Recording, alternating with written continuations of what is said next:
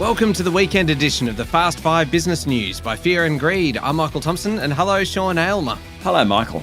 Sean, on weekdays, it's all about the Fast 5, the top 5 business stories in 5 minutes. On the weekend, though, we still keep it to 5 minutes, of course, but we're going to pick out the biggest business story of the week, the most remarkable business story, the sleeper story of the week, one that's maybe flying under the radar a little bit, and our favourite story. Let's jump straight into the biggest one, though. Sean, what was the biggest story of the week? Oh, I think the convulsions in global equity markets over the past week, they were pretty wild, wiping off hundreds of billions of dollars in value and then gaining hundreds of billions of dollars in value as well. Great way for investors to lose money, this sort of volatility. Earlier in the week, the ASX 200 lost 5.5% in 2 sessions. Wall Street tumbled. The Japanese market one day was down 13%, only to rebound 10% the next day. The reason for the moves, investors had convinced themselves that the US economy wasn't going into recession. Then there was a bunch of numbers that suggested the US economy was pretty weak. People started worrying about a recession. They repriced markets. It was kind of rational, but just ferocious. Now, the likelihood of a recession in the US went from almost nothing to maybe around 30%. Where we're trading at is about where we've been for most of the last 5 or 6 months. So it's all kind of normal and fits into the puzzle. But what a wild week for markets. Yeah, certainly was. The other big story this week, Sean, was the Reserve Bank Board's decision this week. Not just the fact that they left interest rates on hold, but the fact that they didn't even consider cutting them at all. Only 2 options were on the table, raising rates or holding for a long time. Inflation's still too high.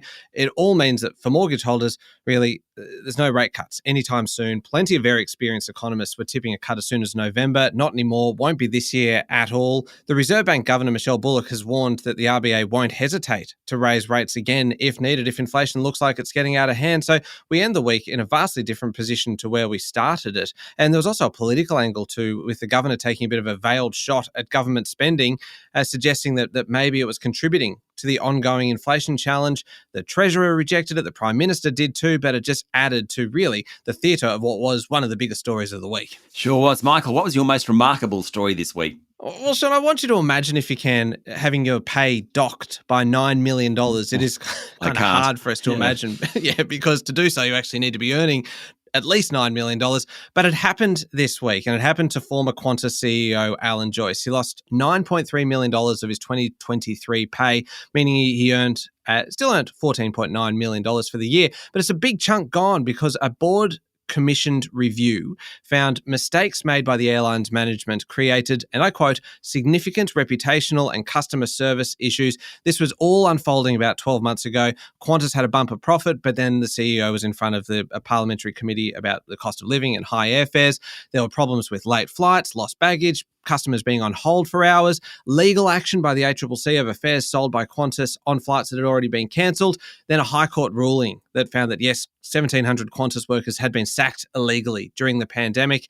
This review shows us, though, what was happening inside, and it found that there was too much deference to a long-tenured CEO, the board not challenging management, ignoring non-financial risks, a command and control leadership style, and an adversarial approach to engagement with key stakeholders. And for all of that, the then CEO, Alan Joyce, has been docked $9.3 million. Ouch. Yeah, remarkable. Now, sleeper story. Have you found one for us, Sean? I do. I reckon work from home is ending. I think this week we found that out when the New South Wales Labor government ordered all of the state's public servants back to work. There's about 450,000 of those people. Workers are now expected to use offices across the whole working week, which will impact small businesses in the CBD in a good way. Coffee shops, people like that. Also, it'll help office vacancy rates, and it'll change the dynamics of the transport systems. In fact, Transurban, the toll road operator, came out this week and said it expects revenue to increase because of the decision.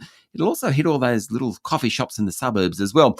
The head of the Premier's department, Simon Draper, said it wasn't a mandate, but rather advice.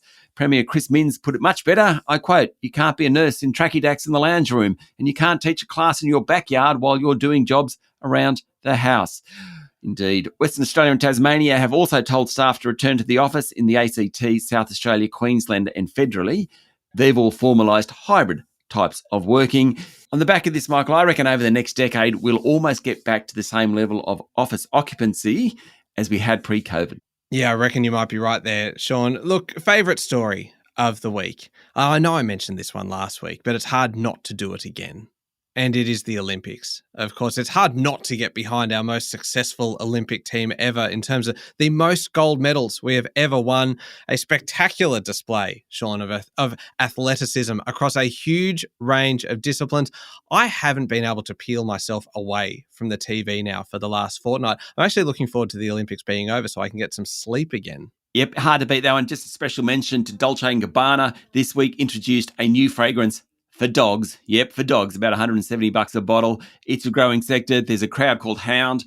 It also has a perfume called Beach Bum Natural Parfum for lady dogs. Another group called Peanut and Pickle has a selection of fragrances, coconut, sea salt, peppermint, grapefruit, etc. Even Queen Elizabeth II a couple of years ago introduced a perfume for her corgis.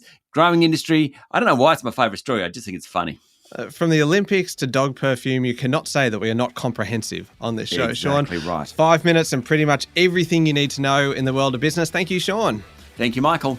We'll be back on Monday morning with the top 5 business stories in 5 minutes. Don't forget to hit follow and join us online on Instagram, TikTok, LinkedIn, Facebook and X. I'm Michael Thompson and this is the Fast 5 Business News by Fear and Greed.